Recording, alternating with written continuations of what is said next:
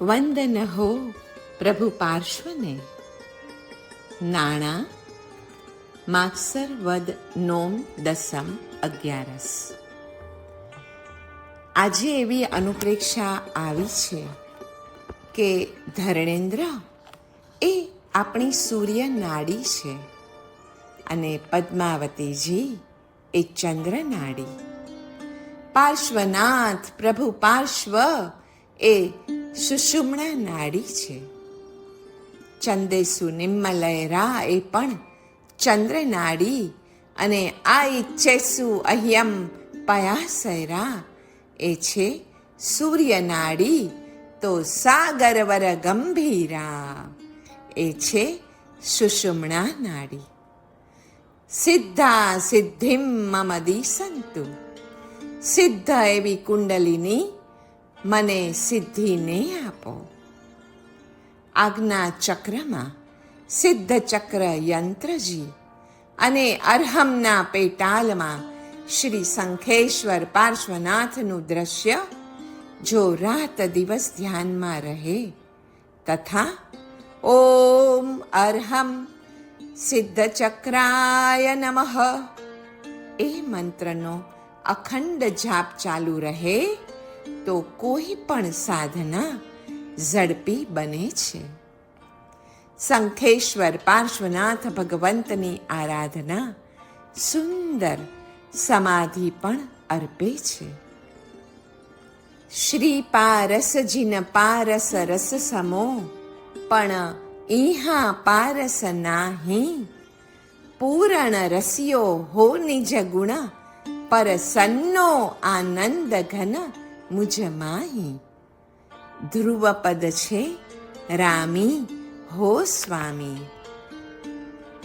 ઓ હ્રીમ નમઃ એ ઉત્કૃષ્ટ મંત્ર અને પાર્શ્વનાથ પ્રભુ. એમાં હ એટલે પાર્શ્વનાથ, ર એટલે ધર્ણેન્દ્ર અને મોટો ઈ એટલે પદ્માવતી. ચંદ્રકલા એ છે નાગની ફણા. બિંદુ અને નાદ એટલે ફણાનો મણિ અર્થાત રીમકાર તે ધર્ણેન્દ્ર પદ્માવતી સહિત પાર્શ્વ મંત્ર છે. વર્ણને અંતે રહેલો ખોડો હ એ પાર્શ્વ જીન છે. કલા એ નાગની ફણા છે અને બિંદુ એ નાગના મસ્તકની મણિ છે. ખોડો ર એ નાગ અને મોટો ઈ એ પદ્માવતીની વચ્ચે ઓમકારમાં અરિહંતની આકૃતિ છે. તેને સુરીમેરુ જાણવો. હકાર સ્થૂલ દેહ સ્યાત રકાર સૂક્ષ્મ દેહક. ઈકાર કારણાત્મા સૌ હ્રીમકારોમ હમ તુર્યકમ. અર્થાત હકાર એ સ્થૂલ દેહ છે, રકાર એ સૂક્ષ્મ દેહ છે અને ઈકાર એ કારણ સ્વરૂપ છે. આ ત્રણથી બનેલો હ્રીમ તુર્ય સ્વરૂપ છે. પાસ શબ્દ પારસમણીના અર્થમાં પણ વપરાય છે. અંગ્રેજીમાં પાસ એટલે પરવાનો અને ટુ પાસ એટલે કે પાર થવાનો માર્ગ એવો પણ અર્થ થઈ શકે. પ્રાસનું પણ પ્રાકૃત રૂપ પાસ છે. તેથી પાર્શ્વ નામ બોલતા જ પ્રાસ તથા છંદ અનુભવાય છે. સંવત 2028 કારતક સુધી આઠમ બુધવાર દિનાંક 27 ઓક્ટોબર 1971. પાર્શ્વ એટલે વજ્ર, પાપ પર્વતોને તોડનારું તત્વ. સિદ્ધૌષધ એટલે કે ભવરોગને નિવારનારું તત્વ એ પાર્શ્વ. સૂર્યોદય અજ્ઞાનના અંધકારને ભેદનારું તત્વ એટલે પાર્શ્વ અને અગ્નિજ્વાલા રૂપ ક્લેશ વૃક્ષોને બાળનારું તત્વ એટલે પાર્શ્વ અને પ્રાંતે કમાનાકારે દ્વાર એટલે મોક્ષ મહેલમાં પ્રવેશ કરાવનારું તત્વ એટલે પાર્શ્વ. સંઘના ઉપસર્ગ નિવારણ માટે શ્રી પાર્શ્વનાથ પ્રભુનો જાપ આ મંત્ર દ્વારા કહ્યો છે. ઓમ નમયુણ પાસ વિસહર વસહ જીણ ફુલિંગ ઓમ. નમયુણના ઉપરોક્ત 18 અક્ષરના કેવલ ઓમકારથી સંપુટ કરીને મધ્યરાત્રિએ 2100 વાર જાપ કરવાથી 21 જ દિવસમાં વાતાવરણ શાંત થઈને ઈચ્છા પૂર્તિ થાય છે એવું આત્માને અનેક વાર અનુભવમાં આવ્યું છે. બંને બાજુ ઓમ લગાડી અને નમયુણનો મંત્ર જાપ આ રીતે કરવાનો કહ્યો છે. ઓમ નમયુણ પાસ વિસહર વસહ જીણ ફુલિંગ ઓમ. 18 અક્ષરનો આ મૂળ સ્ફુલ્લિંગ મંત્ર કંઠસ્થાને ધારણ કરીને જાપ કરતા કરતા સૂઈ જવાથી પાર્શ્વનાથ પ્રભુ મારી અંદર જ છે એવો અનુભવ અવશ્યપણે થયો છે. નાકોડા તીર્થ શ્રી શાંતિનાથજીના લઈ સંવત 2024 ચૈત્ર શુક્લ પંચમી. ઓમ હ્રીમ શ્રીમ અર્હમ નમયુણ પાસ વિસહર વસહ જીણ ફુલિંગમ હ્રીમ શ્રીમ નમઃ. 1. બધા મહામંત્રો પરમાત્માની જ ઉપાસના રૂપ છે અને આમાં એ 5 પરમાત્માઓને નમસ્કાર છે. તેથી બધા મંત્રો અને વિદ્યાઓનું બીજ આ નમયુણ પાર્શ્વનો મંત્ર છે. બધા જ મહામંત્રો અને મહાવિદ્યાઓમાં આ મંત્ર અનુસ્યુત રહેલો છે. પ્રવર મંત્ર વિદ્યા બીજ રૂવમ. 2. સર્વ સૂત્રોમાં અક્ષરો પરિમિત છે, પરંતુ ગમ અને પર્યવ અનંત છે. આ પણ સૂત્ર છે અને સર્વ સૂત્રોના પ્રારંભમાં એની સિદ્ધિ માટે પાઠ કરવામાં આવે છે. માટે એને અનંતગમ પજ્જવત્થ પસાહગ કહેલ છે. પ્રવચન દેવતા ત્રિભુવન સ્વામિનીથી અધિષ્ઠિત એવો આ નમયુણ મંત્ર છે. ઓમ સંતિ પસંતિ વસંતિ મમ રિદ્ધિમ વૃદ્ધિમ કુરુ કુરુ સ્વાહા. સંથારા પોરસી સંવત 2014 મહાવદી છઠ સાતમ શ્રી ભદ્રેશ્વર તીર્થે. ઓમ હ્રીમ શ્રીમ શ્રી પાર્શ્વનાથાય નમઃ મમ ઇષ્ટમ કુરુ કુરુ સ્વાહા. ઓમ હ્રીમ શ્રીમ મહાવીરદેવાય નમઃ ઇષ્ટમ મંગલમ ચ કુરુ કુરુ સ્વાહા. ઉપાધ્યાયજી મહારાજ શ્રી યશો વિજયજી ગણિવર્યજીનો શ્રી શંખેશ્વર પાર્શ્વનાથનો મંત્ર નીચે પ્રમાણે છે. વર્ણ છે 31. ઓમ હ્રીમ શ્રીમ ક્લીમ એમ અર્હમ ધર્ણેન્દ્ર પદ્માવતી સહિતાય શ્રી શંખેશ્વર પાર્શ્વનાથાય નમો નમઃ. ઘણા વખત પૂર્વે એક યતિજીની લખેલી ચોપડીમાં શ્રી યશો વિજયજી ઉપાધ્યાયજી મહારાજનો શ્રી શંખેશ્વર પાર્શ્વનાથનો મંત્ર આ પ્રમાણે લખેલો મળેલો છે. ખાસ કરીને આમાં ક્લીમ અને એમ એ બે બીજાક્ષરો વધારે છે, તેથી મંત્રમાં તેનું મહત્વ વધારે જણાય છે. શ્રી શંખેશ્વરજી તીર્થે ધ્વજના પટ ઉપરનો મંત્ર નિમ્નલિખિત છે. ઓમ નમો ભગવતે શ્રી પાર્શ્વનાથાય શ્રીમ ક્લીમ હ્રીમ ધર્ણેન્દ્ર પદ્માવતી સહિતાય નમઃ. ઉવસગ્ગહરમ સ્તોત્ર જે આપણે નિત્ય પાઠ કરીએ છીએ, એ સ્તોત્રમાં શું શું સમાવિષ્ટ છે? 1.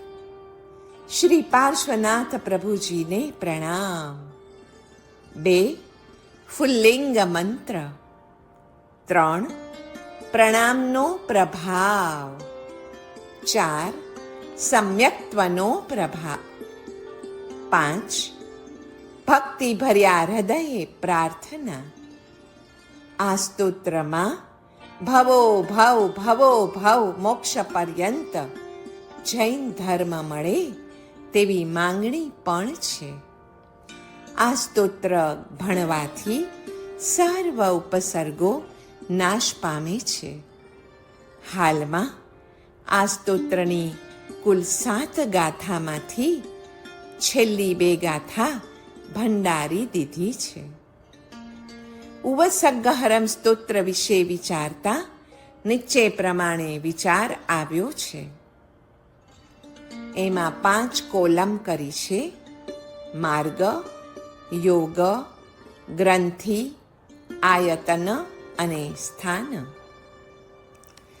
માર્ગ તો ક્રિયા માર્ગ લીધો તો એમાં યોગ છે મંત્ર યોગ, ગ્રંથિમાં છે 3 રુદ્ર ગ્રંથિ, આયતન વાક એટલે કે વાણી, અને સ્થાન છે કંઠથી ભ્રમર સુધીનું. હવે જ્ઞાન માર્ગીઓ જે છે એને માટે ઉવસગ્ગહરમ સ્તોત્ર એટલે લય યોગ.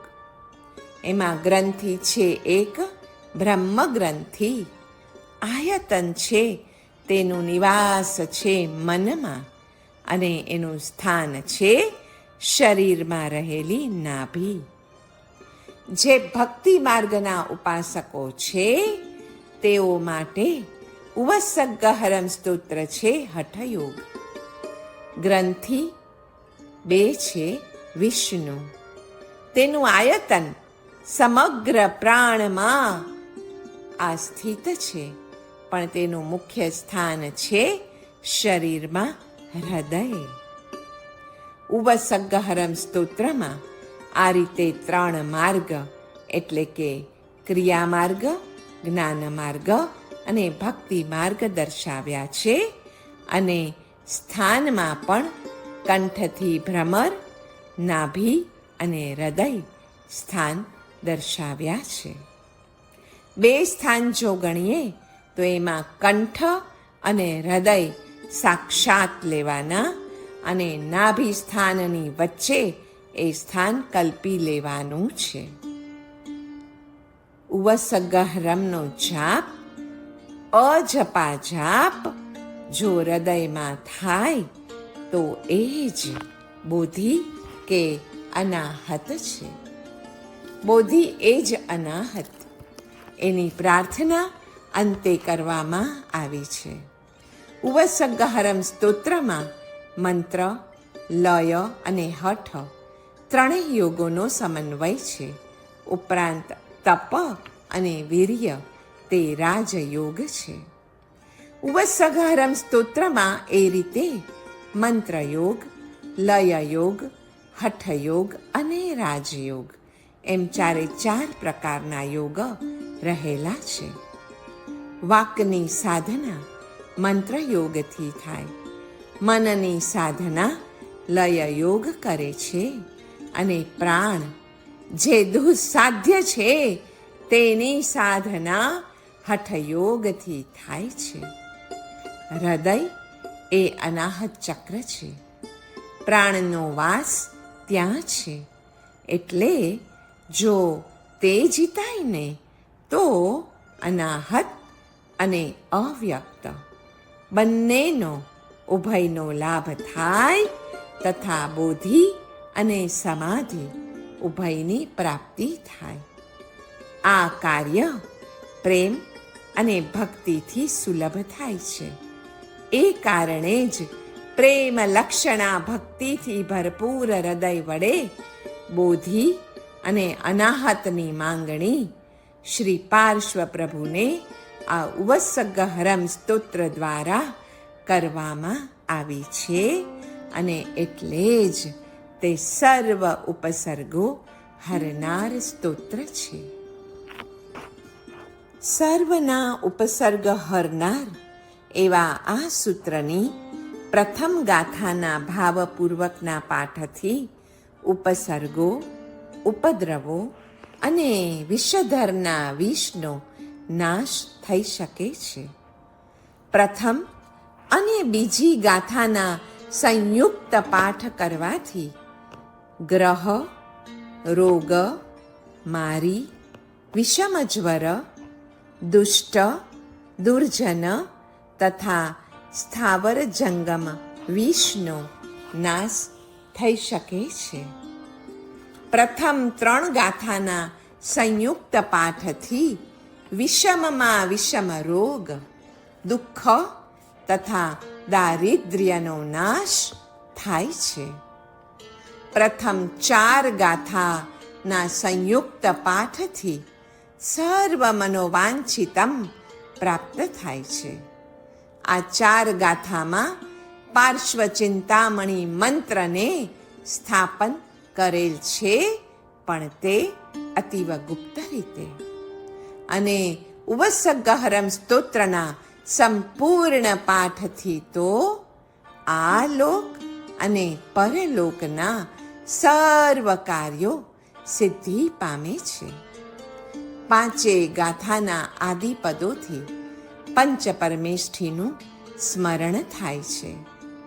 ઓમ અમરતરુ કામધેણુ ચિંતામણી કામકુંભમાયા સિરીપાસનાહ સેવાગએણ સવ્વે વિદાસત્તમ. અર્થાત શ્રી પાર્શ્વનાથ ભગવાનની સેવા કરનારને કલ્પવૃક્ષ, કામધેનુ, ચિંતામણી, કામકુંભ વગેરે સર્વ તો દાસ રૂપે નીપજે છે. નિહિશેષ મંત્રાક્ષર ચાસ મંત્રમ શ્રી પાર્શ્વતીર્થેશ્વર નામધેયમ. અદ્ભુત એવા ઉવસગ્ગહરમ સ્તોત્રની ગાથાઓમાં ગાથા 1 એટલે ઇષ્ટગીતા એ સ્તુતિ છે. ગાથા 2માં સહસ્ર નામ રોગોપશમન છે. ગાથા 3માં સ્તવ સ્તુતિ છે. ગાથા 4માં કવચ શક્તિ છે અને ગાથા 5માં હૃદયની યાચના છે.